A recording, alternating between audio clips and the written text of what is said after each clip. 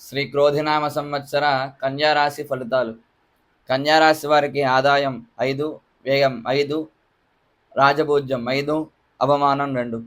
కన్యారాశి వారికి 6వ స్థానంలో కుజుడు ఉంటాడు కాబట్టి కొంచెం స్వల్పంగా శత్రుబాధలు, అలాగే రుణ బాధలు ఇవన్నీ కూడా ఉంటూ ఉంటాయి. అలాగే అష్టమ స్థానంలో గురుడు, చంద్రుడు 2 గ్రహాలు కూడా పాపగ్రహాలుగా ఉన్నాయి కాబట్టి అష్టమ స్థానంలో గురుడు ఉన్నప్పుడు ఆరోగ్య సమస్యలు ఇవన్నీ కూడా ఇస్తూ ఉంటాడు. కావున అలాగే పాపగ్రహంగా చంద్రుడు కూడా ఉన్నాడు కాబట్టి కుటుంబంలో కొంచెం కలహాలు ఇవన్నీ కూడా వచ్చే అవకాశాలు ఉంటూ ఉంటాయి. ఆ తర్వాత శని దిగ్బలాధిపతిగా 6వ స్థానంలో ఉన్నాడు కాబట్టి శని వల్ల కొంచెం మంచి ఫలితాలు వచ్చే అవకాశాలు ఉన్నాయి.